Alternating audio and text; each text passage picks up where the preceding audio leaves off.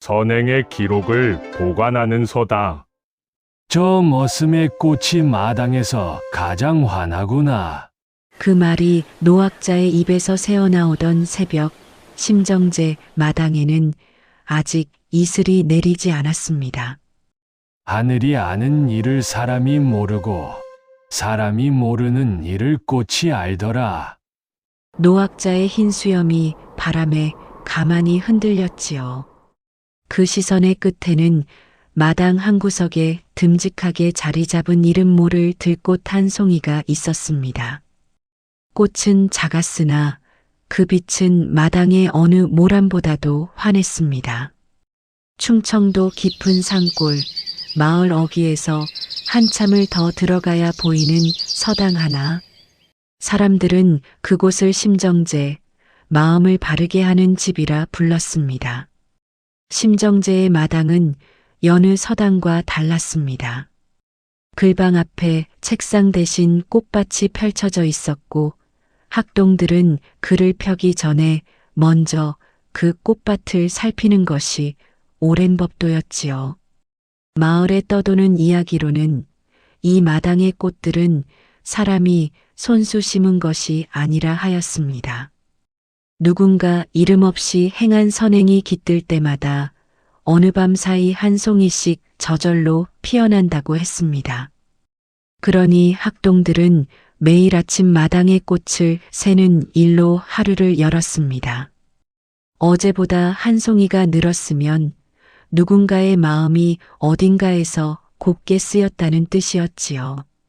글보다 먼저 가르쳐야 할 것이 있다면 그것이 바로 이 마당의 꽃이 아니겠는가? 그 새벽 마당 한가운데에는 학동들의 자랑거리인 붉은 모란이 한 무덕이 피어 있었습니다. 그 꽃의 주인은 누구나 알고 있었지요. 저 모란이 어제는 5송이였는데 오늘은 7송이로구나. 양반가의 외동아들 윤시준이었습니다. 비단 두루마기에 옥색 띠를 두르고 머리에는 가끈이 단정한 그였습니다. 내가 그제 밤 가난한 노파에게 쌀 한 대박을 내어주었더니 그 덕이 이리 꽃으로 돌아오는구나. 봉출아, 너는 보았느냐? 예, 시준도령. 소생이 두 눈으로 똑똑히 보았습니다. 시준의 곁에 늘 그림자처럼 붙어 있던 학동 봉출이 고개를 깊이 숙였습니다. 그러나 그 숙인 고개의 끝이 살짝 떨리고 있었던 것을 시준은 알지 못했지요. 그때였습니다.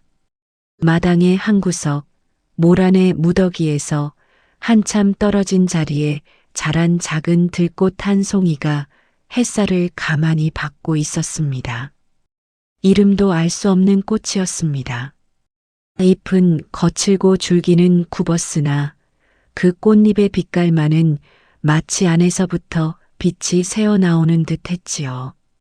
저것은 또 무엇냐? 누가 저 자리에 잡초 같은 꽃을 두었느냐?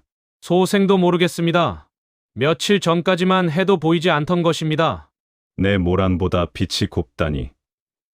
어찌 그런 일이 있을 수 있는가? 시준의 미간이 가늘게 좁아졌습니다. 그 작은 들꽃이 그의 마음 한구석을 콕 찌르고 있었지요. 마당의 끝, 부엌 옆 좁은 통로에서 빗을 소리가 들려왔습니다. 사각, 사각, 그 소리는 새벽 공기를 가르며 가만히 번져나갔습니다. 그곳에 한 사내가 있었습니다. 누런 무명 저고리에 집신을 신고 등은 굽었으나 손놀림은 한결같았지요. 서당의 머슴 무돌이었습니다. 오늘도 꽃 한 송이가 늘었구나. 누가 무엇을 하셨길래? 무돌의 시선은 마당의 들꽃에 머물지 않았습니다. 그는 그저 빗자루를 들고 학동들의 발길이 닿지 않는 자리까지 한 자리 한 자리 쓸어 나갔습니다. 그의 등에는 늘 무엇인가가 매여 있었습니다. 낡은 무명 보따리 하나. 누구도 그 안을 본 적이 없었고 누구도 그 안을 묻지 않았습니다. 거기 머슴, 이리 와보거라. 시준이 마당 한가운데에서 손을 까딱였습니다. 무돌은 빗자루를 가만히 내려놓고 허리를 굽힌 채 다가왔지요. 예, 도령. 부르셨습니까? 저 들꽃 말이다. 내가 누구의 부탁을 받아 저 자리에 심었더냐? 소인은 꽃을 심을 줄 모릅니다. 그저 마당을 쓸 뿐입니다. 무돌의 목소리는 낮고 또렷했습니다.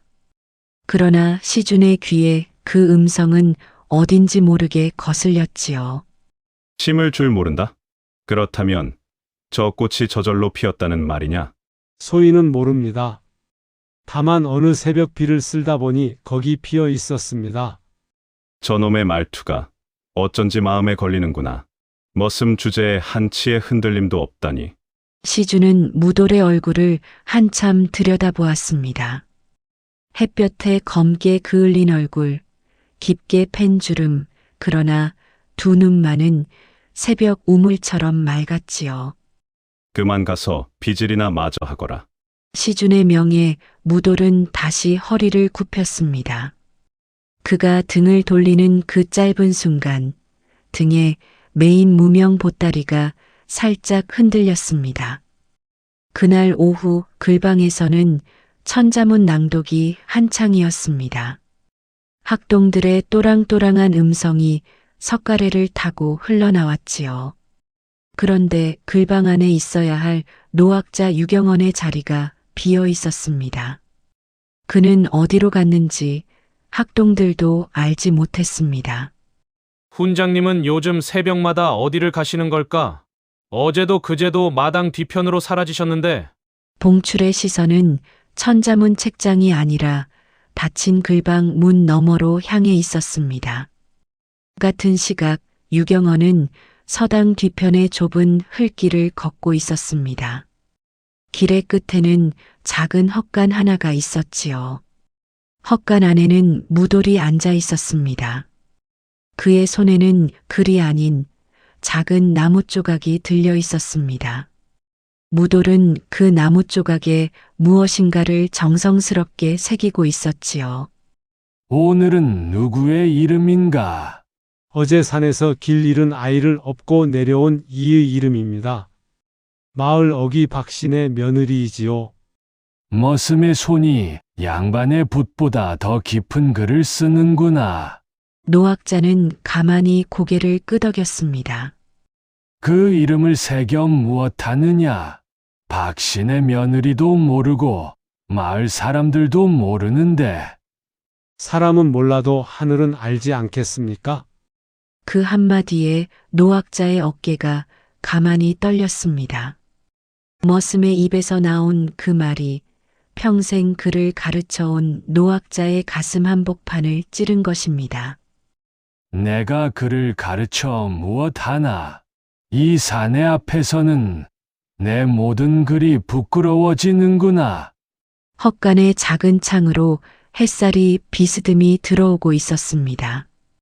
그 햇살 속에서 무돌의 굽은 등이 묘하게 곱게 보였습니다. 그 시각 마을 어귀의 우물가에서는 한 노파가 두레박을 끌어올리고 있었습니다. 머리는 하얗게 새었으나 눈빛은 살아있었지요. 마을에서 가장 오래 산 노파 3월이었습니다. 오늘도 그 사내가 새벽에 다녀갔구나. 우리 집 떼돌 앞에 가만히 놓고 간 보리쌀 한 줌이라니. 3월은 두레박의 물을 항아리에 옮기며 가만히 한숨을 내쉬었습니다. 그 한숨 끝에는 누구에게도 말하지 못한 비밀 하나가 묻어 있었지요. 그 사내가 누구인지 이 늙은이만은 알고 있어야 한다. 언젠가 그 진실이 빛을 보는 날까지. 3월은 항아리를 머리에 이고 우물가를 떠나 마을 쪽이 아닌 서당 쪽으로 발길을 옮겼습니다. 그녀의 걸음은 느렸으나 한치의 망설임이 없었습니다. 마치 오랜 세월 같은 길을 걸어온 사람의 걸음이었지요. 심정제의 담장이 보이기 시작하자 3월은 항아리를 잠시 내려놓았습니다. 그리고 품속에서 작은 보퉁이 하나를 꺼냈습니다. 그 안에는 정성스럽게 싼 주먹밥 2덩이가 있었지요. 마침 비지를 마치고 부엌 쪽으로 향하던 무돌의 등이 보였습니다. 3월은 가만히 손을 뻗어 무돌의 손에 주먹밥을 쥐어주었습니다. 이걸로 또 누구를 먹이려고 하시는가? 3월 할머니 이러시면 안 됩니다. 댁의 끼니도 빠듯하실 텐데 내 끼니는 하늘이 먹여주지만 그대가 살리는 끼니는 그대가 마련해야 하는 것이 아닌가? 무돌의 손이 가만히 떨렸습니다. 그는 고개를 깊이 숙였고 그 숙인 얼굴 위로 무언가가 한 방울 흘러내렸지요. 그 장면을 멀리서 본 사람이 있었습니다. 글방의 작은 창문 너머 천자문을 읽다가 무심코 고개를 돌린 봉출이었지요. 머슴 무돌이 3월 할머니께 무엇을 받고 있는 것일까? 그것도 이른 새벽이 아닌 이 한낮에. 봉출은 잠시 천자문 책장을 덮었습니다. 그의 마음 한구석에 작은 의문이 한 점 떠올랐고 그 의문은 어쩐지 쉽게 사라지지 않았습니다. 시준 도령이 늘 자랑하시는 그 모란 무더기. 그것이 정말 시준 도령의 손에서 비롯된 것일까? 그날 저녁 서당의 사랑채에는 윤대감의 사람이 다녀갔습니다. 비단 두루마기에 옥관자를 두른 자가 시준을 찾아온 것이지요. 윤대감의 심부름꾼은 시준에게 작은 비단 주머니 하나를 건넸습니다. 시준은 그 안을 열어보고는 가만히 미소를 지었지요. 아버지께서 이만큼 보내주셨으니 이번 글방의 시제에서 1등을 놓치지 말라는 뜻이었다. 그러나 비단 주머니 속에는 은전만 든 것이 아니었습니다. 작게 접힌 종이 쪽지 하나가 그 안에 함께 들어 있었습니다. 그 쪽지를 펴든 시준의 얼굴이 가만히 굳었습니다. 서당 마당의 꽃에 관한 소문이 관아에까지 닿았다. 내 아들의 꽃이 가장 크다는 글을 노학자에게서 받아오라. 아버지의 명은 짧고도 단호했습니다. 시준은 종이를 다시 접어 품속에 넣으며 입술을 깨물었습니다. 봉출아, 이리 좀 오너라. 예, 도령. 내일부터 너는 마당의 꽃밭을 살피거라.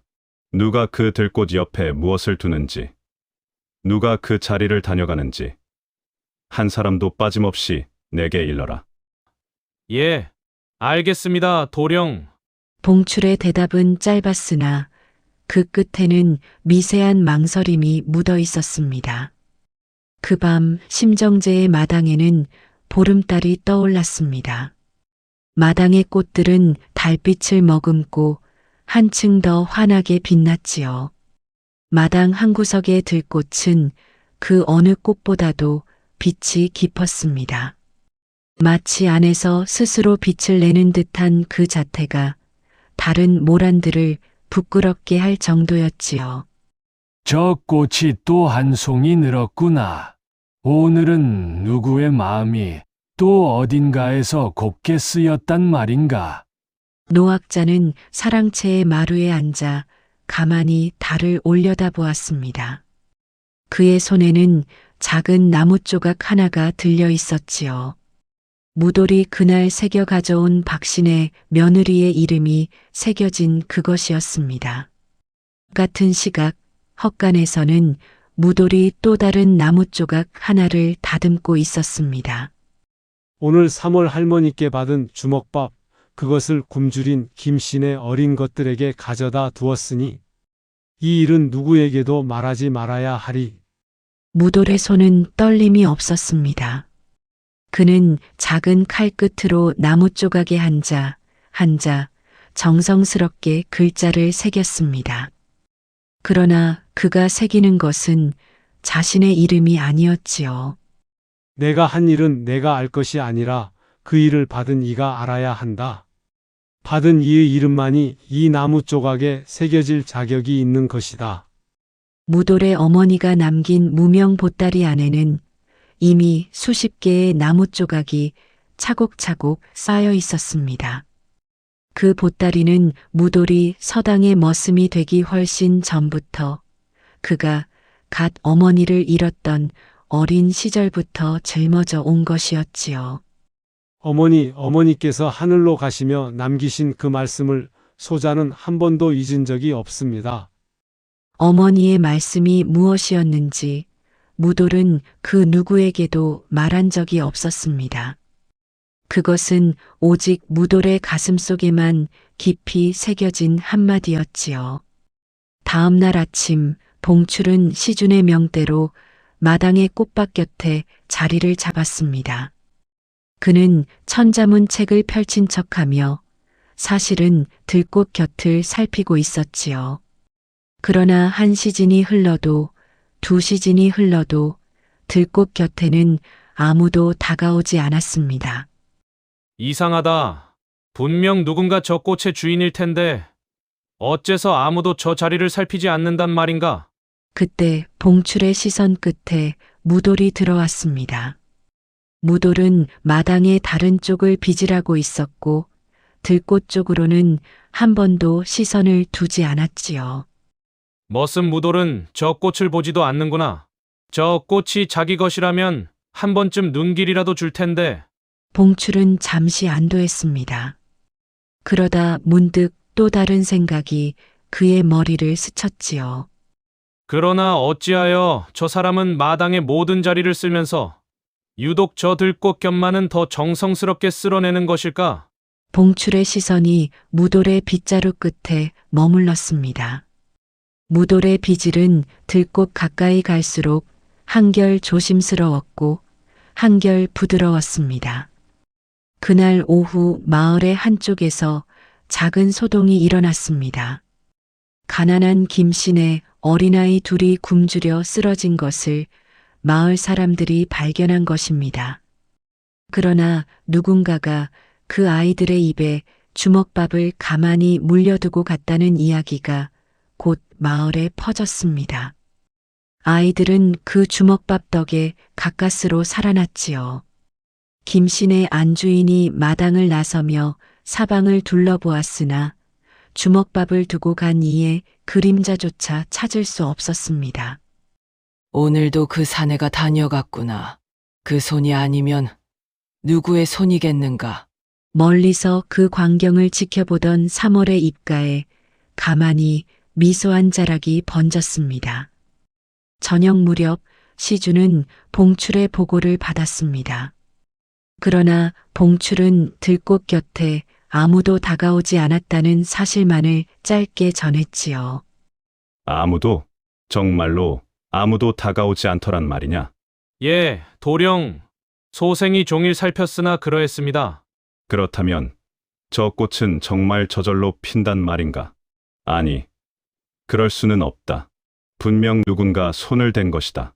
시주는 분이 풀리지 않았습니다. 그는 봉출에게 내일은 새벽부터 마당을 지키라 명했습니다. 새벽이라면 또 무엇이 보일 것인가? 봉출의 마음 한구석이 다시 무겁게 가라앉았습니다. 깊은 밤 무돌은 헛간을 나섰습니다. 그의 손에는 작은 보퉁이 하나가 들려 있었지요. 보퉁이 안에는 보리쌀 한 대가 정성스럽게 쌓여 있었습니다. 무돌의 걸음은 달빛조차 피해가는 듯 했습니다. 그는 마을의 어두운 골목을 지나 가장 외진 곳에 자리 잡은 작은 초가집 앞에 멈춰 섰지요. 그 초가집은 며칠 전 가장을 잃은 박신의 집이었습니다. 돛돌 위에 보리쌀 보퉁이를 가만히 놓은 무돌은 한 번도 뒤를 돌아보지 않고 그 자리를 떠났습니다. 이름을 남기지 않는 것이 진짜 베푸는 것이라 하셨지요, 어머니. 무돌은 다시 헛간으로 돌아왔습니다. 그리고 또 하나의 나무 조각을 꺼내 박신의 집 식구들의 이름을 한자 한자 새겨 넣었습니다. 헛간의 작은 등잔불이 가만히 일렁였습니다. 무돌의 구분 등 위로 등잔불 그림자가 길게 드리워졌고 그 그림자는 어쩐지 한 사람이 아니라 두 사람의 그림자처럼 보였습니다. 어머니, 오늘도 저는 어머니께서 가르쳐 주신 길을 한 걸음 걸었습니다. 다음 날 새벽 봉출은 시준의 명대로 마당의 한 구석에 몸을 숨겼습니다. 아직 동이 트지 않은 시간이었지요. 마당은 고요했습니다. 가끔 어디선가 부엉이 우는 소리만이 정적을 깨뜨릴 뿐이었습니다. 이 추운 새벽에 무엇이 보일 것인가? 시준 도령의 분부가 아니라면 누가 이 자리에 있겠는가? 그때 봉출의 귀에 익숙한 비질 소리가 들려왔습니다. 사각, 사각, 그 소리는 다른 누구의 것이 아닌 무돌의 비질 소리였지요. 무돌은 평소처럼 마당을 쓸기 시작했습니다. 그러나 봉출이 놀란 것은 그 다음이었습니다. 무돌은 빗자루를 잠시 내려놓더니 들꽃 곁에 가만히 무릎을 꿇었습니다. 그리고 품속에서 작은 물병 하나를 꺼내 들꽃의 뿌리에 정성스럽게 물을 부어주었지요. 저 사람이 정말 저 꽃의 주인이었단 말인가? 봉출의 가슴이 쿵 내려앉았습니다. 그러나 그가 본 것은 그것이 다가 아니었습니다. 무돌은 물을 다 부어준 뒤 그 들꽃 앞에 잠시 머리를 숙였습니다. 마치 누구에게 절을 하듯이 말이지요. 어머니, 오늘도 어머니의 꽃이 환합니다. 무돌의 입에서 새어나온 그 한마디를 봉출은 듣지 못했습니다. 그러나 무돌의 등에서 무엇인가가 가만히 떨리는 것은 보았지요. 무돌은 곧 일어났습니다. 그리고 아무 일도 없었던 것처럼 다시 빗자루를 들고 마당의 다른 자리를 쓸기 시작했습니다. 내가 본 것을 시준 도령께 말씀드려야 하는가? 아니, 말씀드리지 말아야 하는가? 봉출의 마음에 큰 갈등이 일었습니다. 그가 본 것은 분명 시준이 알고 싶어 하던 진실이었으나 어쩐지 그 진실을 그대로 옮기는 것이 옳지 않게만 느껴졌지요. 봉출은 그날 아침 시준에게 보고를 올렸습니다. 그러나 그의 입에서 나온 것은 진실이 아닌 절반의 진실이었습니다. 도령, 새벽에 머슴 무돌이 마당을 쓸기는 했으나 들꽃 곁에는 다가가지 않았습니다. 정말이냐? 한 번이라도 그 자리에 머물지 않더란 말이냐? 예, 도령, 그저 빚을만 했을 뿐입니다. 봉출은 거짓을 말하면서 가슴이 두근거렸습니다. 그러나 그 거짓의 끝에서 그는 묘한 안도감을 느꼈지요. 나는 어쩌면 처음으로 시준 도령의 명을 거스르는 일을 한 것인지도 모르겠다. 그날 저녁 노학자 유경원은 사랑채에서 홀로 술잔을 기울이고 있었습니다. 그의 앞에는 무돌이 새겨 가져온 나무 조각들이 한 줄로 가지런히 놓여 있었지요. 이 나무 조각들이 머지않아 세상에 드러나는 날이 올 것이다. 그날 이 서당의 진짜 모습이 무엇이었는지 모두가 알게 될 것이다. 노학자는 잔을 비우고 가만히 창문 너머의 마당을 바라보았습니다. 들꽃은 달빛 아래에서 더없이 환했지요. 저 머슴의 꽃이 마당에서 가장 환하구나. 노학자의 입에서 새벽과 똑같은 한마디가 다시 흘러나왔습니다.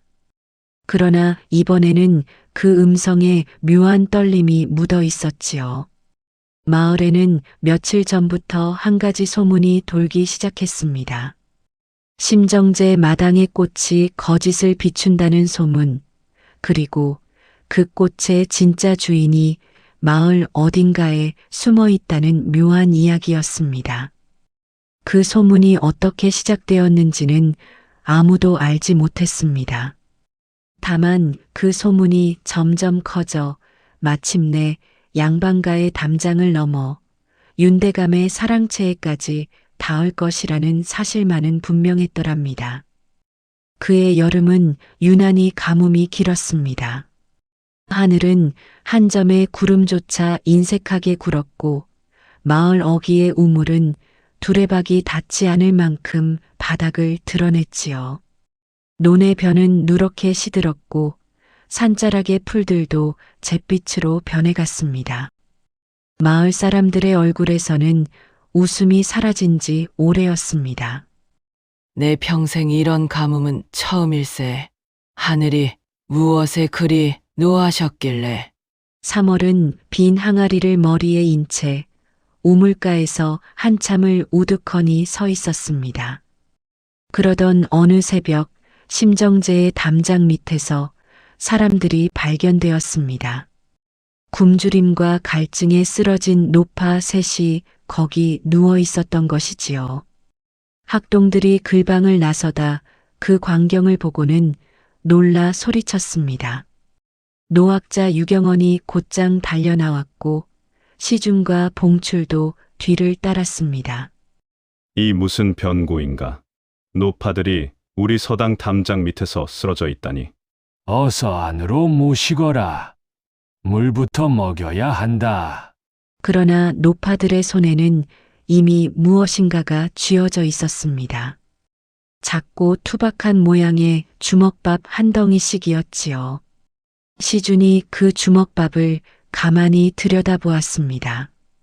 모양은 거칠었으나 그 안에 보리쌀은 정성스럽게 뭉쳐져 있었지요. 이것이 누구의 솜씨인가? 양반가의 부엌에서 나온 것은 아니다. 저 거친 손마디로 빚은 듯한 모양새가. 노파들이여, 이 주먹밥은 누구에게서 받은 것이오? 그러나 노파들은 이미 정신을 차리지 못했습니다. 그들은 그저 주먹밥을 가슴에 꼭 쥐고 가만히 눈을 감고 있었지요. 한 노파의 입가에는 마지막 한 알의 보리알이 묻어 있었습니다. 그것이 그녀를 가까스로 살린 한 알이었음을 그 자리에 누구도 짐작하지 못했지요. 그날 정오 시주는 마을 한복판에서 큰 소리로 외쳤습니다. 자신이 곡간을 풀어 굶주린 자들을 살렸노라고 말입니다. 마을의 어른들이여, 두려워 마시오. 윤씨 가문이 곡간을 활짝 열었으니 굶어 죽는 이가 더는 없을 것이오. 마을 사람들은 시준의 말에 고개를 숙였습니다. 그러나 그들 중 누구도 정작 윤씨 가문의 곡간에서 나온 곡식을 받아본 적이 없었지요. 저 도령이 곡간을 열었다. 그렇다면 어찌하여 우리 늙은이들은 그 곡간 곡식 한 톨 구경한 적이 없는가? 3월은 마을의 한 구석에서 가만히 그 광경을 지켜보았습니다. 그 시각 서당의 사랑채에서는 유경원이 깊은 생각에 잠겨 있었습니다. 그의 손에는 노파의 손에서 빠져나온 주먹밥 한 덩이가 들려 있었지요. 이 거친 솜씨, 이 정성스러운 뭉침, 누구의 손인지 나는 알고 있다.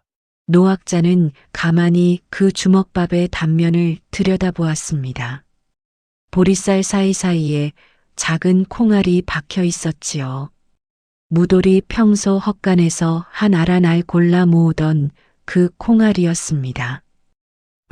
이 사내가 자기 한 끼 먹을 양식을 모두 풀어 마을 노파들의 입에 넣었구나.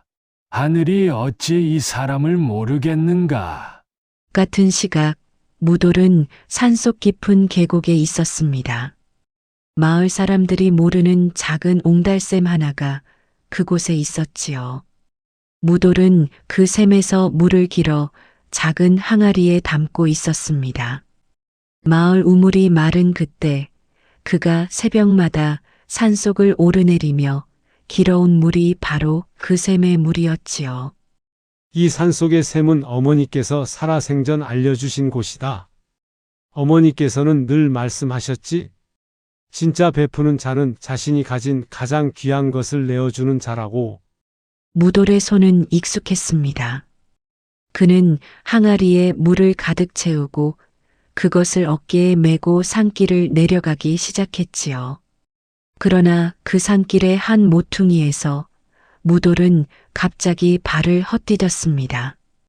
아니, 헛디딘 것이 아니었지요. 누군가가 뒤에서 그를 가만히 떠밀었던 것입니다. 무돌의 몸이 비탈로 굴렀습니다.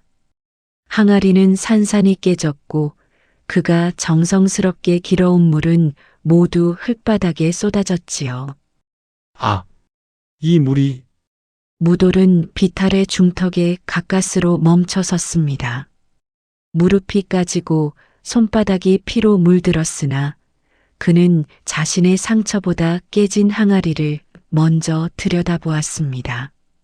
산비탈의 위쪽에서 누군가의 그림자 하나가 황급히 멀어졌습니다. 무돌은 그 그림자의 정체를 보지 못했지요. 그러나 그림자의 옷자락에서 떨어진 작은 비단 조각 하나가 흙바닥에 남겨졌습니다. 무돌은 그 비단 조각을 가만히 집어들었습니다. 그것은 양반가에서만 쓰는 귀한 비단의 한 조각이었지요. 누가 나를 떠민 것인지 그것을 알아 무엇하겠는가?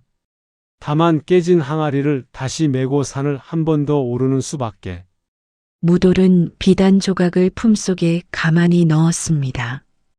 그리고는 다시 산길을 거슬러 올라가기 시작했지요. 그날 밤 심정제의 마당에는 새로운 꽃 한 송이가 피어났습니다. 들꽃의 곁에 한방눈처럼 흰 무궁화 한 송이가 더해진 것이지요. 학동들이 다음날 아침 그 꽃을 보고 술렁였습니다. 어제까지만 해도 없던 꽃이 분명했으니까요. 또다시 누군가가 마당에 손을 댔구나. 봉출아, 너는 어찌하여 이 꽃이 피는 것을 막지 못했느냐? 도령, 소생이 어찌 꽃이 피는 것을 막을 수 있겠습니까? 꽃은 사람의 손이 아니라 마음에서 피어난다고 훈장님께서 늘 말씀하셨지 않습니까? 시준의 눈썹이 가늘게 떨렸습니다. 봉출의 그 한마디가 평소에 봉출답지 않게 또렷했기 때문이지요. 그 시각 글방의 한쪽에서는 유경원이 학동들을 모두 마당에 모아놓고 있었습니다.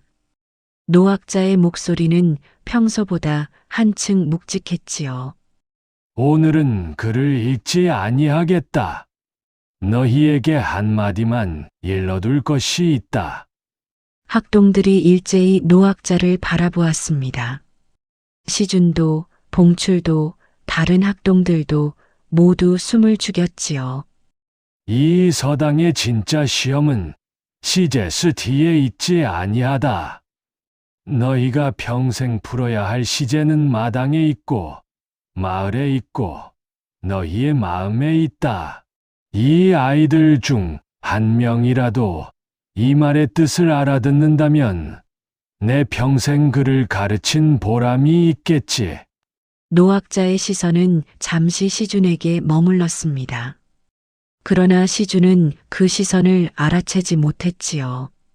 그날 오후 유경원은 학동들 앞에서 자취를 감추었습니다. 그가 어디로 갔는지 아는 이는 아무도 없었지요. 그러나 시준은 우연히 그 행방을 짐작할 수 있는 단서를 보았습니다. 노학자가 사랑채를 나서던 길이 글방 쪽이 아닌 서당의 뒤편 헛간 쪽이었던 것이지요. 훈장님께서 헛간으로 가신단 말인가? 그 헛간에는 머슴 무돌이 머무는 곳이 아닌가? 시준의 마음 한구석에서 검은 의심 한 줄기가 슬그머니 고개를 들었습니다. 그것은 곧 분노로 바뀔 종류의 의심이었지요. 시준은 발소리를 죽이고 헛간 쪽으로 다가갔습니다. 헛간의 작은 창문 앞에 몸을 숨기고 아내 소리에 귀를 기울였지요. 헛간 안에서는 두 사람의 음성이 가만히 흘러나오고 있었습니다. 노학자의 음성과 머슴 무돌의 음성이었지요. 어제 산에서 누가 자네를 떠밀었는지 정말 알지 못한단 말인가? 소인은 보지 못했습니다. 다만 떨어진 비단 한 조각이 있었을 뿐입니다. 시준의 가슴이 쿵 내려앉았습니다. 비단 한 조각이라는 말에 그의 손이 가만히 자신의 두루마기 자락을 더듬었지요. 시준의 두루마기 한 자락이 살짝 찢어져 있었습니다. 그는 그 사실을 그때까지 알지 못했지요. 내가 어제 산을 올랐던가? 아니, 내가 어제 산에 올랐다는 것은 봉출 외에는 아무도 모를 일이다. 그러나 시준의 마음은 묘하게 흔들렸습니다. 그가 어제 산에 오른 까닭은 무돌이 새벽마다 산을 오르내린다는 봉출의 보고 때문이었지요. 그 산에서 무돌을 우연히 만났다 한들 자신이 무엇을 했다는 기억은 없었습니다. 나는 그저 산길을 걸었을 뿐이다. 무돌이 거기 있었을 줄을 어찌 알았겠는가? 시준의 머릿속이 어지러웠습니다. 그러나 그는 곧 그 의심을 떨쳐버리려 애썼지요. 그때 헛간 안에서 노학자의 음성이 다시 들려왔습니다. 그러나 이번에는 한층 낮고 한층 무거운 음성이었지요. 자네 어머니가 그 옛날 윤씨 가문에서 어찌 쫓겨났는지 자네는 알고 있는가? 어머니께서는 한 번도 그 이야기를 입에 올리지 않으셨습니다. 다만 돌아가시기 전에 한 말씀만 남기셨지요. 그 말씀이 무엇이었나? 이름을 남기지 말고 살라. 그것이 어머니의 유언이었습니다. 시준의 등줄기에 서늘한 무엇이 흘렀습니다. 윤씨 가문에서 쫓겨난 한 여인이라는 말이 그의 귀에 박힌 것이지요. 윤씨 가문에서 쫓겨난 여인이라. 그것이 머슴 무돌의 어미였단 말인가? 아버지께 이 일을 여쭈어 보아야겠다. 시준은 더 듣지 않고 헛간 곁을 떠났습니다. 그러나 그가 떠나는 등 뒤로 헛간 안에서는 노학자의 마지막 한마디가 흘러나왔지요. 자네 어머니가 윤씨 가문에서 무엇을 보았기에 그리 쫓겨났는지 그것을 아는 사람이 이 마을에 단 한 사람 남아있네. 그 한 사람의 이름은 헛간 안에서 가만히 흘러나왔습니다. 그러나 시준은 이미 그 자리를 떠난 뒤였지요. 그날 밤 마당의 들꽃은 그 어느 때보다 환하게 빛났습니다. 마치 곧 무엇이 일어날 것을 예감이라도 한 듯 들꽃의 빛은 깊고 묵직했지요. 다음 날 시준은 마침내 자신의 마음속 의심을 행동으로 옮기기로 결심합니다. 그 결심이 어떤 폭풍을 불러올 것인지 그때의 시준은 짐작조차 하지 못했더랍니다. 다음 날 새벽 시준은 평소보다 일찍 일어났습니다. 그의 눈은 잠을 이루지 못한 사람의 그것이었지요. 두 눈가에는 깊은 그늘이 졌고 입술은 가늘게 떨리고 있었습니다. 훈장님과 머슴 무돌이 새벽마다 만난다. 그 만남에서 무엇이 오가는지 내 두 눈으로 보아야겠다. 시준은 두루마기를 입고 사랑채를 나섰습니다. 그의 발걸음은 평소의 양반과 자제답지 않게 거칠고 성급했지요. 마당을 지나는 그의 시선이 잠시 들꽃에 머물렀습니다. 들꽃은 새벽 이슬을 머금고 한층 더 환하게 빛났지요. 그 빛이 어쩐지 그를 조롱하는 듯하여 시준은 황급히 고개를 돌렸습니다. 시준은 헛간 뒤편의 좁은 흙길에 몸을 숨겼습니다. 그곳에서는 헛간의 문이 잘 보였지요.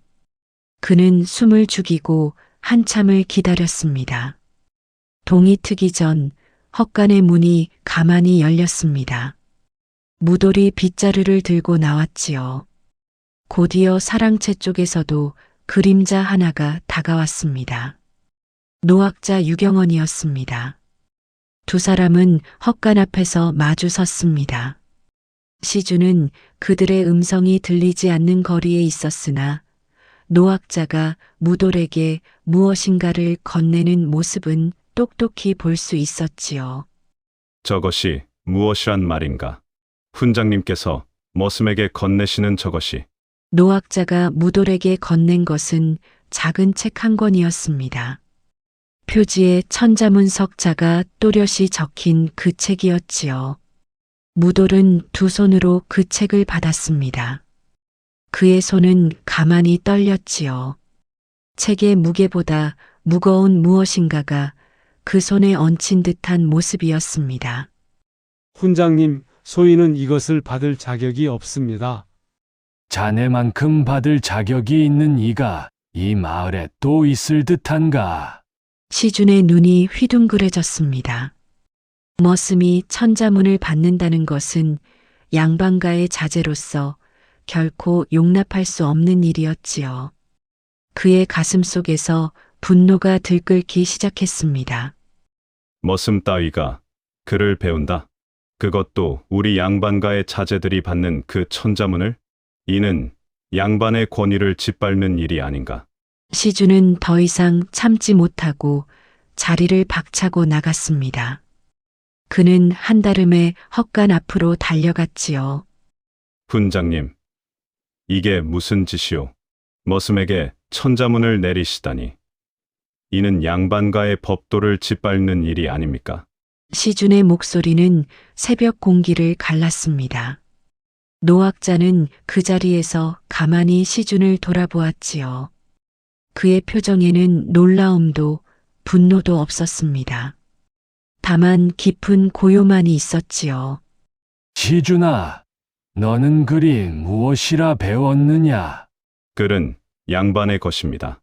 군자가 갖추어야 할 도리이며 천한 자가 함부로 손댈 수 없는 신성한 것입니다. 그러하냐?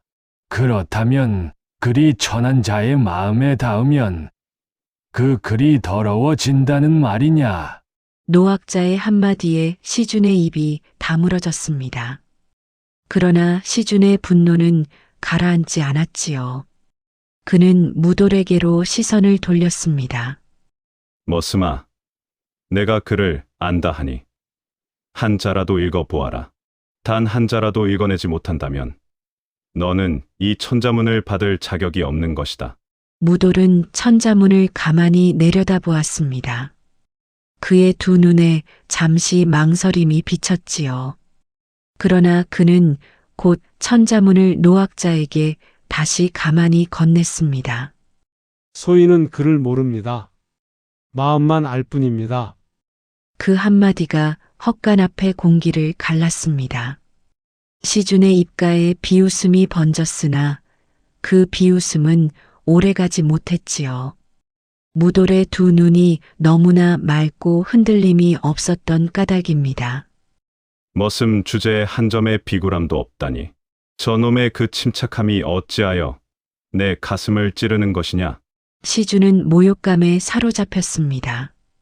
양반가의 자제로서 머슴의 한마디에 마음이 흔들렸다는 사실을 그는 견딜 수 없었지요. 그는 손을 뻗어 무돌의 등에 메인 무명 보따리를 거칠게 잡아챘습니다. 무돌이 평생 짊어지고 다닌 그 보따리, 어머니의 유품이었던 그 보따리가 시준의 손에 들어간 것입니다. 도령 그것만은 아니 됩니다. 그것은 소인의 어머니께서 남기신 것입니다. 어미의 유품. 머슴의 어미에게 무슨 유품이 있다고? 안에 무엇이 들었는지 한번 보자꾸나. 시준은 보따리를 마당의 흙 위에 거칠게 내동댕이 쳤습니다. 보따리의 매듭이 풀리며 안에 들었던 것들이 우르르 쏟아졌지요. 마당의 흙 위에 흩어진 것은 글이 아니었습니다. 비단도 아니었지요. 그것은 수십, 아니 수백 개의 작은 나무 조각들이었습니다. 각각의 나무 조각에는 한자, 한자, 정성스럽게 새겨진 사람의 이름이 있었습니다.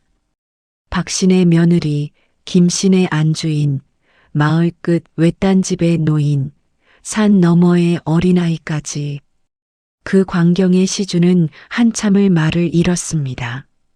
그가 무엇을 보고 있는 것인지 그의 머리는 받아들이지 못했지요. 이것이 다 무엇이냐? 어찌하여 이 나무 조각들에 마을 사람들의 이름이 새겨져 있느냐?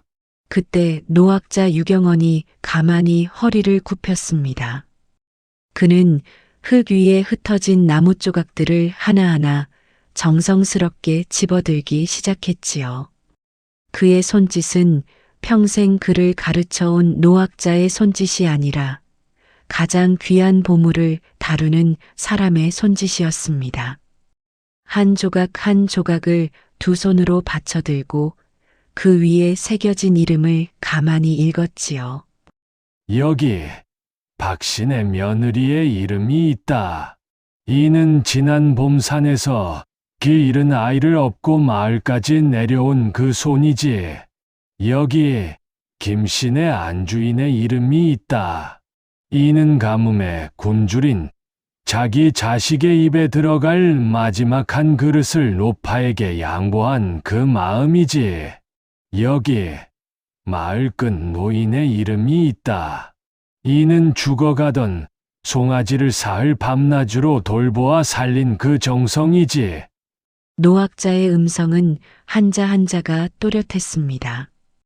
그가 읽는 이름이 늘어날수록 시준의 얼굴은 점점 하얗게 변해갔지요. 이 나무 조각들이 바로 우리 서당 마당의 꽃 한 송이 한 송이의 진짜 주인들이다. 이 사람들이 알지 못하는 사이에 행한 선행이 우리 마당의 꽃으로 피어났던 것이지. 학동들이 어느 사이엔가 헛간 앞에 모여 있었습니다. 봉출도 그 중에 있었지요. 그들의 눈은 일제히 마당의 들꽃을 향했습니다. 들꽃은 아침 햇살을 받아 그 어느 때보다도 환했지요. 그때였습니다. 마을 쪽에서 한 노파의 걸음이 빨라지고 있었습니다. 머리는 하얗고 등은 굽었으나 그 발걸음에는 한치의 망설임이 없었지요. 3월이었습니다. 3월은 헛간 앞에 모여있는 사람들을 보고는 잠시 멈춰 섰습니다.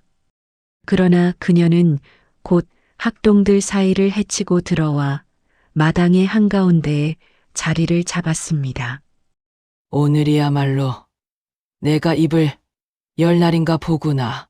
3월의 손가락 끝이 가만히 무도를 가리켰습니다. 그녀의 두 눈에는 오랜 세월 감추어온 무엇이 어른거리고 있었지요. 이 사내가 누구인지 아시는가? 시준도령. 이 사내가 누구인지 아시는가? 이 사내는 우리 서당의 머슴이요. 그 외에 무엇이 더 있단 말이오. 아니지.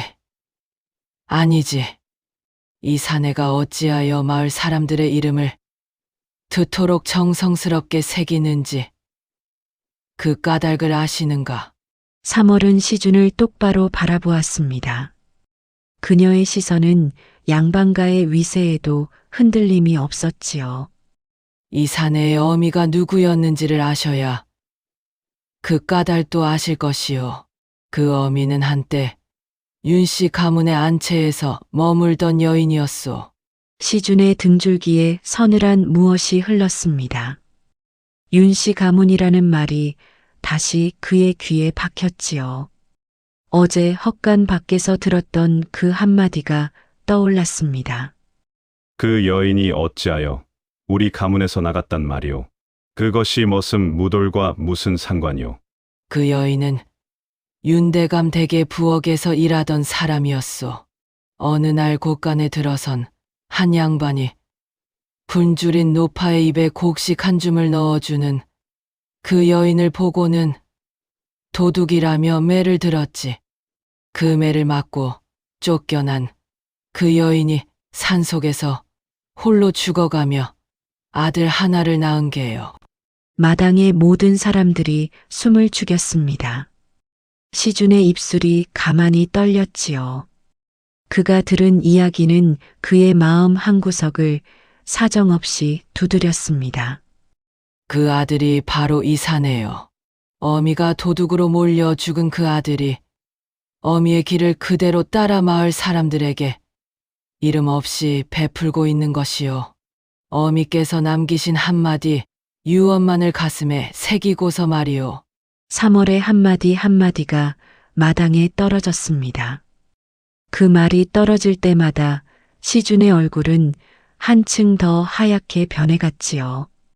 봉출은 두 손으로 입을 가린 채 무도를 바라보았고 무돌은 가만히 고개를 숙인 채 흙 위에 나무 조각들만 내려다보고 있었습니다. 어머니의 이야기가 마침내 사람들의 입에 오르는 날이 오고 말았습니다. 그러나 소자는 한 번도 어머니의 이름을 원망의 자리에 올린 적이 없습니다. 무돌의 손이 가만히 떨렸습니다. 그는 천천히 허리를 굽혀 흙 위에 흩어진 나무 조각을 하나씩 다시 모으기 시작했지요. 그 손길은 노학자의 손길과 똑같이 정성스러웠습니다. 아이고, 어찌 이런 사연이 한 사내의 가슴 속에 묻혀 있었단 말입니까? 어미가 도둑으로 몰려 산속에서 죽어갔건만 그 아들은 어미를 원망의 자리에 올린 적이 단 한 번도 없었더랍니다. 오늘의 눈으로 보면 이는 단순한 인내가 아니지요. 자신을 짓밟은 자들조차 미워하지 않고 어미의 유언만을 가슴에 새기며 살아가는 마음, 그것이야말로 진짜 강한 사람의 모습이 아니겠습니까? 마당의 들꽃이 어찌하여 그 어느 모란보다 환했는지 이제는 그 까닭을 짐작하실 만하지요. 며칠이 지났습니다. 그러나 헛간 앞에서 있었던 그 일은 마을의 입을 거쳐 점점 부풀려져 가고 있었지요. 심정제 마당의 들꽃이 천한 머슴의 손에서 비롯되었다는 이야기, 그리고 그 머슴이 윤대감 댁에서 쫓겨난 여인의 아들이라는 이야기가 마을의 우물가마다 흘러다녔습니다. 이 소문이 마침내 관아의 귀에까지 닿았습니다. 관아의 향리가 윤대감 댁을 다녀갔다는 말이 들리고 윤대감의 사랑채에는 며칠째 불이 꺼지지 않았다는 이야기가 마을에 떠돌았지요. 하늘이 일을 시작하셨구나. 이제 그 일이 어디까지 갈지 이 늙은이가 지켜볼 따름이지. 3월은 우물가에 앉아 가만히 먼 산을 바라보았습니다. 그녀의 입가에는 알 듯 모를 듯한 미소가 한 자락 번져 있었지요. 그날 한낮 심정제 앞에 큰 가마 하나가 멈춰 섰습니다. 가마의 주변에는 비단옷을 차려입은 종자들이 줄지어 섰고 그 위세는 마을의 누구라도 한눈에 알아볼 만했지요. 가마에서 내린 이는 다름 아닌 윤대감이었습니다. 그가 직접 심정제를 찾아온 것은 이 마을에서 처음 있는 일이었지요. 시주는 사랑채의 마루에서 그 광경을 보고는 안색이 굳었습니다. 그의 아비가 어떤 일로 이곳을 찾아왔는지 그는 짐작하고도 남았습니다. 아버지께서 이 자리에 어떤 말씀을 하실 것인가? 훈장님께서 그 말씀을 어떻게 받으실 것인가? 노학자 유경원은 평소처럼 사랑채의 마루 끝에 단정히 앉아 있었습니다. 윤대감이 마당을 가로질러 다가오는 동안에도 그의 자세에는 한치의 흔들림이 없었지요. 윤대감은 마루 앞에서 가마를 멈추고 종자가 받쳐든 묵직한 비단 주머니 하나를 들어 노학자 앞에 내려놓았습니다. 그 비단 주머니는 한눈에도 무거워 보였고 그 안에 든 것이 무엇인지는 마당의 누구라도 짐작할 수 있었지요. 훈장, 오늘 내가 직접 자네를 찾은 까닭은 다른 것이 아닐세. 한 가지 부탁이 있어서 이리 온 것이지. 윤 대감께서 친히 발걸음하셨으니 어떤 부탁이시든 들어보겠소이다.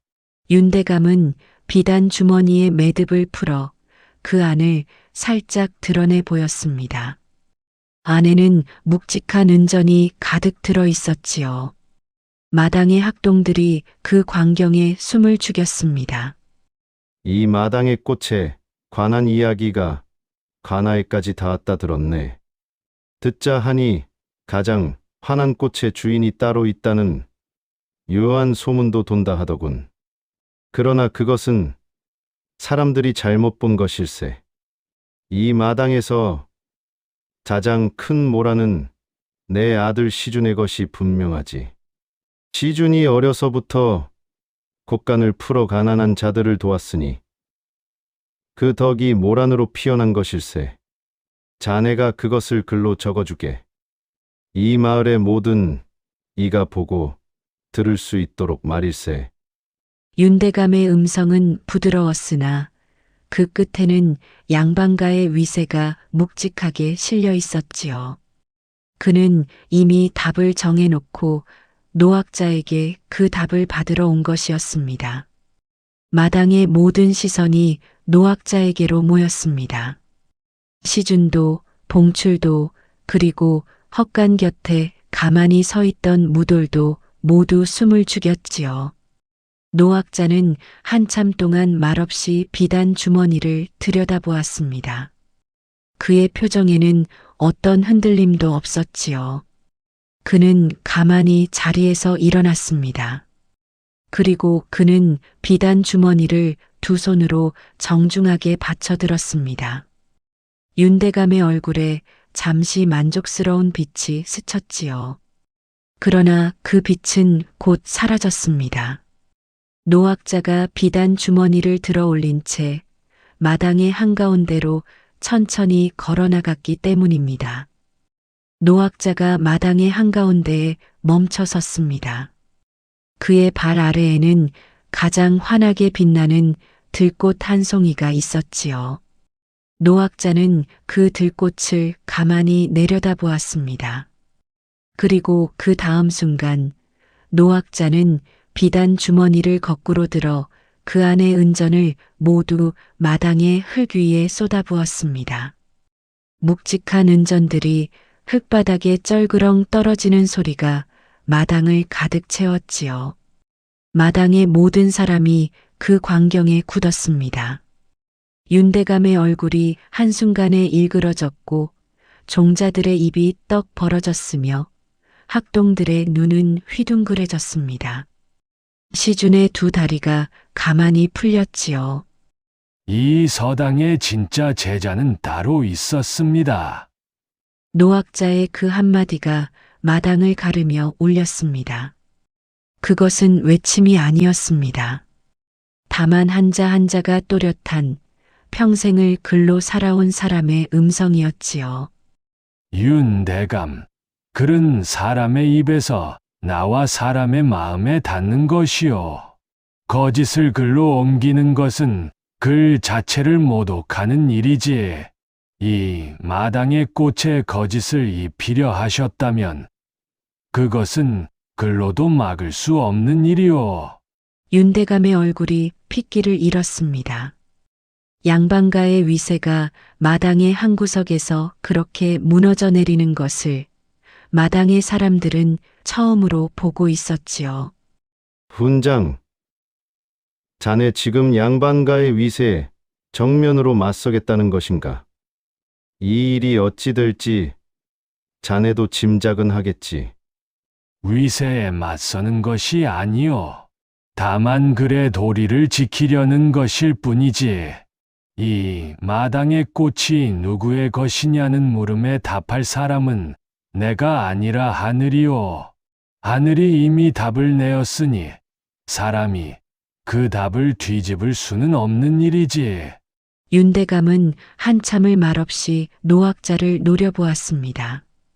그러다 그는 결국 가마에 올라타고는 한마디도 더 남기지 않은 채 자리를 떠났습니다. 그의 뒷모습에서는 평소의 위세가 어쩐지 흐릿했지요. 마당의 흙 위에는 은전들이 그대로 흩어져 있었습니다. 그러나 누구도 그 은전을 집어들지 않았지요. 그날 저녁 시주는 사랑채에 홀로 앉아 있었습니다. 그의 가슴은 분노로 들끓었지요. 아비의 위세가 한 노학자에게 짓밟혔다는 사실을 그는 견딜 수 없었습니다.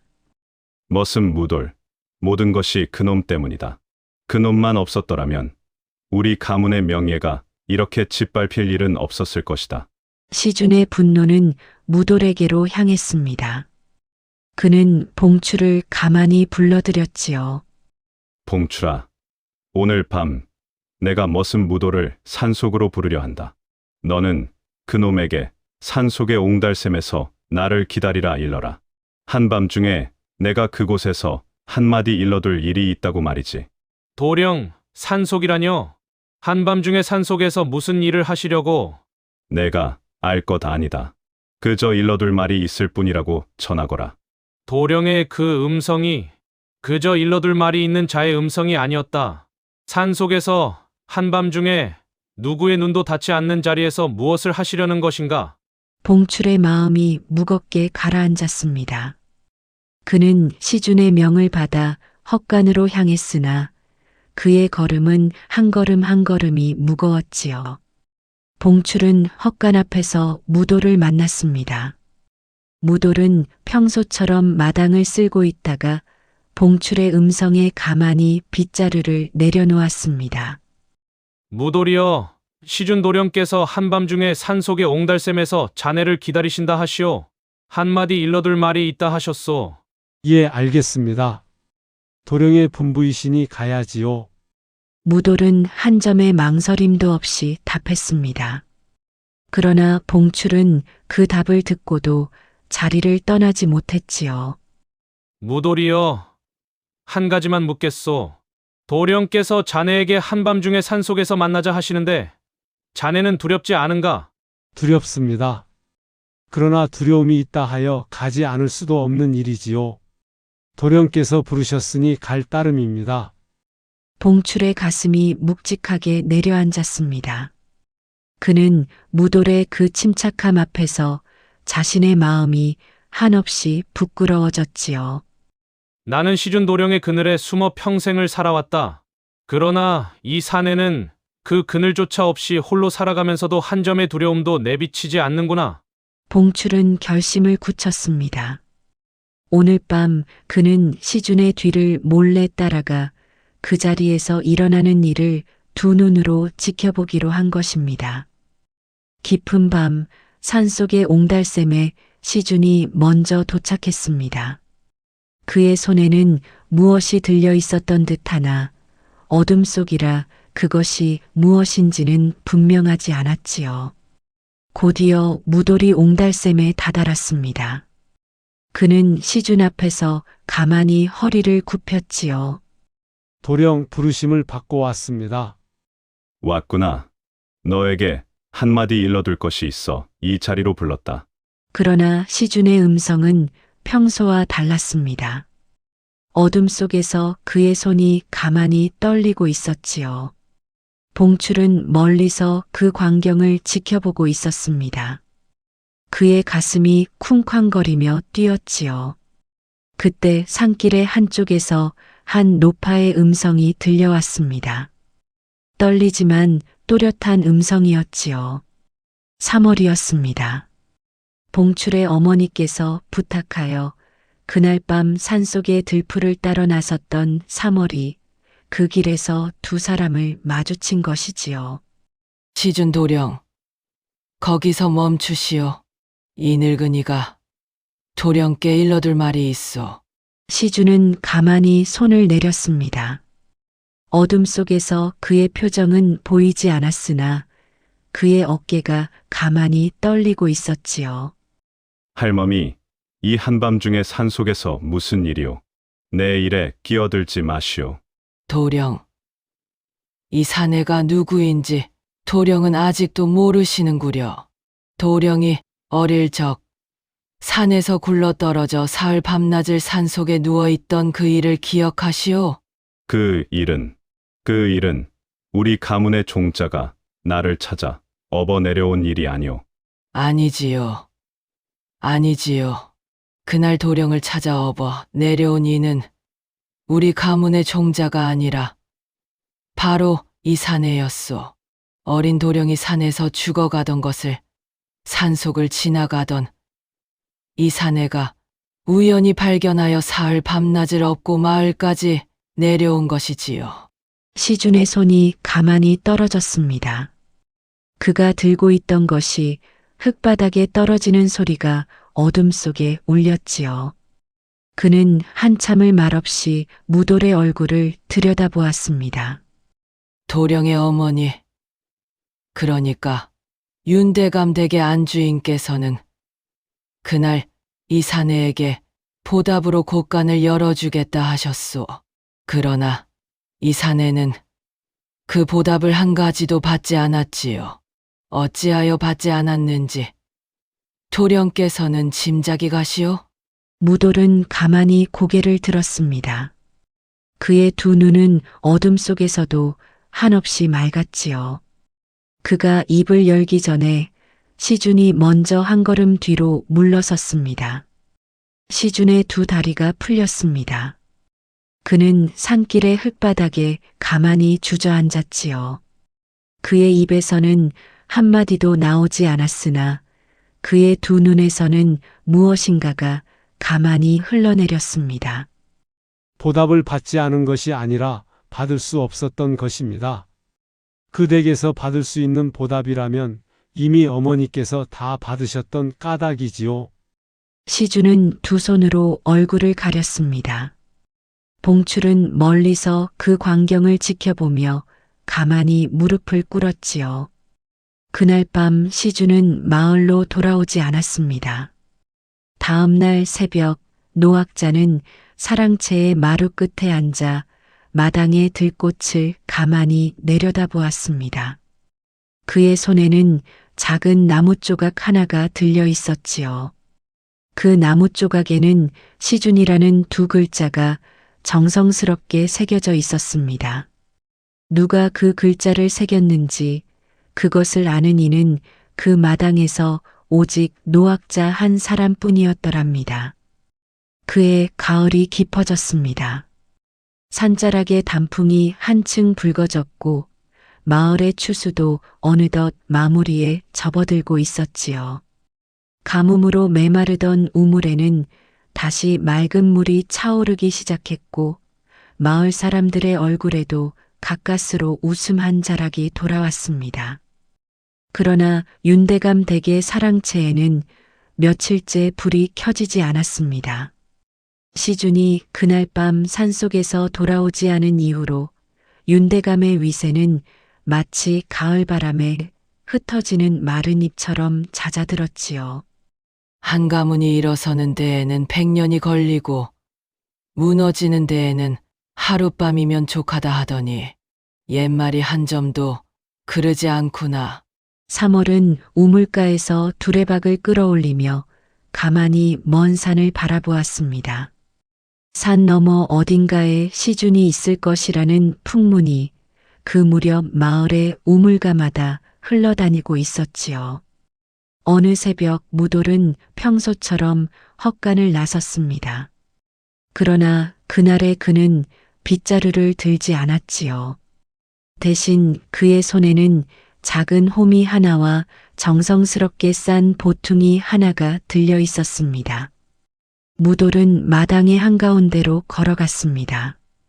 그의 발걸음은 마당의 들꽃 앞에서 멈추었지요. 들꽃은 가을의 새벽 이슬을 머금고 그 어느 때보다도 환하게 빛났습니다. 어머니, 이제 이 꽃을 어머니께 가져다 드릴 때가 된 듯합니다.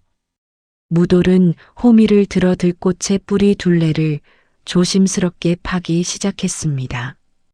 그의 손은 한치의 흔들림도 없었지요. 마치 평생을 이 한순간을 위해 살아온 사람의 손길이었습니다. 들꽃이 흙과 함께 무돌의 손에 들어 올려졌습니다. 무돌은 그 꽃을 보퉁이 위에 가만히 올려놓고 보퉁이를 두 손으로 정중하게 받쳐들었지요. 그가 마당을 가로질러 가는 동안 사랑채의 마루 끝에서 노학자 유경언이 그 광경을 지켜보고 있었습니다. 노학자는 한마디도 하지 않았지요. 다만 가만히 고개를 끄덕일 뿐이었습니다. 저 꽃이 마침내 제자리를 찾아가는구나. 평생을 흙 속에 묻혀 있던 한 어미의 마음이 마침내 햇살을 보는 날이 온 것이지.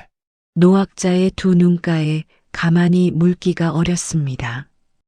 평생을 글로 살아온 그가 그날 새벽에는 글이 아닌 마음으로 한 사내의 걸음을 따라가고 있었지요. 무돌의 걸음은 마을의 어귀를 지나 산자락의 좁은 흘길을 따라 올라갔습니다. 그 길은 마을 사람들이 거의 다니지 않는 외진 길이었지요. 길의 끝에는 작은 무덤 하나가 있었습니다. 풀은 정성스럽게 깎여 있었고 무덤 앞에는 작은 돌 하나가 가만히 놓여 있었지요. 돌 위에는 아무 이름도 새겨져 있지 않았습니다. 그것은 무돌의 어머니, 한때 윤대감 댁의 안채에서 부엌일을 하던 한 여인의 무덤이었습니다. 도둑이라는 누명을 쓰고 매를 맞아 쫓겨난 그 여인이 산속에서 홀로 아들 하나를 낳고 그 자리에서 숨을 거둔 자리이지요. 무돌은 무덤 앞에 가만히 무릎을 꿇었습니다.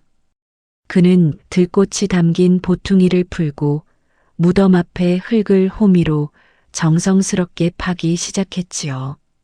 그가 판 작은 구덩이에 들꽃의 뿌리를 가만히 옮겨 심었습니다. 흙을 다시 덮고 두 손으로 그 흙을 가만히 두드렸지요. 마치 어머니의 등을 가만히 어루만지는 자식의 손길과도 같았습니다. 이 꽃은 제 것이 아니라 죽은 어머니의 것입니다. 무돌의 그 한마디가 산자락의 바람을 가르며 흩어졌습니다. 그것은 누구에게 한 말도 아니었고 또 누구에게나 한 말이기도 했지요. 그가 평생을 가슴속에만 묻어두었던 한마디가 마침내 그 무덤 앞에서 풀려난 것입니다.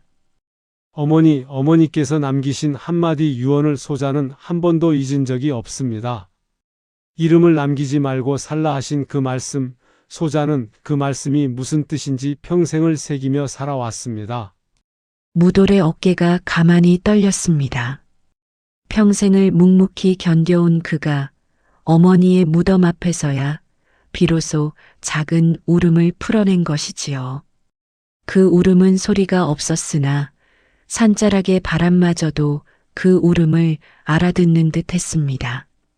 그때 산길의 한쪽에서 노학자 유경원의 그림자가 천천히 다가왔습니다.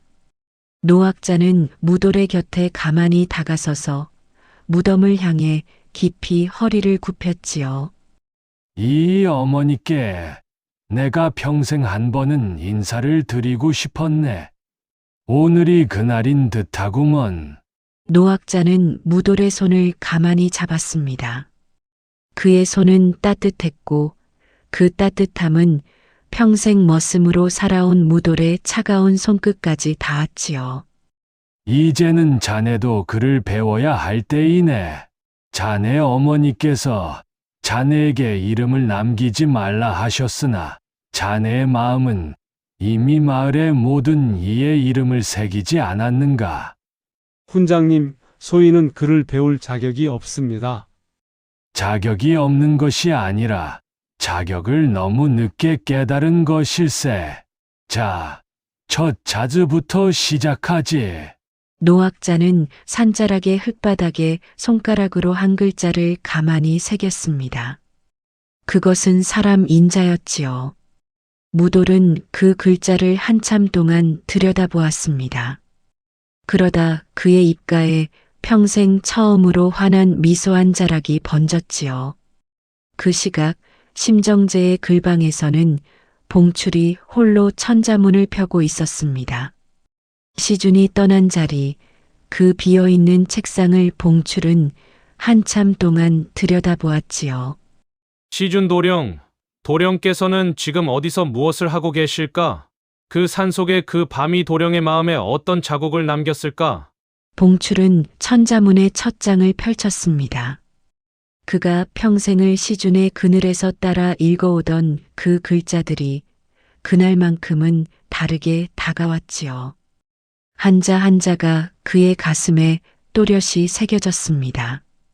나는 이제부터 시준 도령의 그늘이 아니라 나 자신의 빛으로 이 글을 읽어야 한다. 그것이 그날 밤 산속에서 내가 무릎을 꿇으며 다짐한 일이 아니던가. 그 무렵 마을에는 한 가지 풍문이 흘러들기 시작했습니다. 산 너머의 깊은 골짜기에 한 젊은 사내가 머리를 깎고 가난한 자들을 돌보며 살고 있다는 이야기였지요. 그 사내는 자신의 이름을 한 번도 입에 올리지 않았다 하였습니다. 다만 굶주린 자에게는 양식을 내어주고 병든 자의 머리맡을 지키며 죽어가는 자의 손을 잡아주었다 하였지요. 시준 도령이 그 산 너머에 계시는구나. 도령이 마침내 평생 한번 해야 할 일을 하시는구나. 3월은 그 풍문을 들으며 가만히 미소를 지었습니다. 그녀의 미소에는 슬픔도 있었고 안도도 있었으며 또 어떤 깊은 그리움 같은 것도 있었지요. 그의 겨울이 닥쳤습니다. 그러나 그 겨울은 윤대감 댁에 더없이 모진 겨울이었지요. 관아의 향리들이 윤대감 댁의 곳간을 조사하기 시작했고 그동안 윤대감이 가난한 자들의 이름으로 빼돌렸던 곡식의 양이 드러났습니다. 윤대감의 위세는 그의 겨울을 넘기지 못했습니다. 그가 평생 쌓아 올렸던 가문의 명예가 한 줌의 재로 변하는 데에는 단 한 철의 시간이 필요할 뿐이었지요. 하늘이 두고 보지 않는 법이지. 한 어밀을 도둑으로 몰아쫓아낸 그 가문의 일이 마침내 하늘의 셈을 받는 날이 온 것이지. 그러나 그 모든 일이 일어나는 동안에도 심정제의 마당에서는 작은 들꽃 한 송이가 추위를 견디고 있었습니다. 그 들꽃은 무돌이 어머니의 무덤으로 옮긴 그 자리에서 가지를 하나 더 뻗어 마당으로 돌아온 새 가지였지요. 그 다음 봄이 왔습니다. 심정제의 마당에는 다시 꽃들이 피어났지요. 전체 내본을 선택하신 후 성우를 적용해 주세요. 그러나 그의 봄의 마당에서 가장 환한 자리는 여전히 어느 이름 모를 들꽃의 차지였습니다. 그 들꽃이 누구의 마음에서 비롯되었는지 마당의 누구도 묻지 않았지요. 다만 가만히 그 빛을 받아들일 뿐이었습니다. 무돌은 그 봄에도 새벽마다 마당을 쓸었습니다. 그러나 그의 등에는 더 이상 어머니의 무명 보따리가 매여 있지 않았지요. 그 보따리는 어머니의 무덤 앞에 가지런히 놓여 그 위에 자라난 들꽃의 그늘이 되어 있었습니다. 어머니, 이 마당의 꽃은 이제 어머니의 손에서 다음 사람의 마음으로 넘어갑니다. 그것이 어머니의 뜻이 아니었겠습니까? 그의 봄 심정제에는 새로운 학동들이 들어왔습니다. 양반가의 자제도 있었고 살림이 넉넉지 못한 집의 아이도 있었으며 신분의 경계를 넘은 어느 아이의 모습도 그 가운데에 있었지요. 노학자 유경언은 새로운 학동들 앞에서 평소와 같이 글방의 문을 열었습니다. 그러나 그가 처음으로 가르친 것은 글이 아니었습니다. 이 마당의 꽃을 먼저 보거라. 너희가 평생을 풀어야 할 시제는 이 마당에 있다. 새 학동들은 모두 마당으로 나가 꽃밭을 들여다보았습니다. 그 가운데에 무돌이 빗자루를 들고 가만히 서 있었지요. 한 어린 학동이 무돌의 곁으로 다가가 그의 손을 가만히 잡았습니다.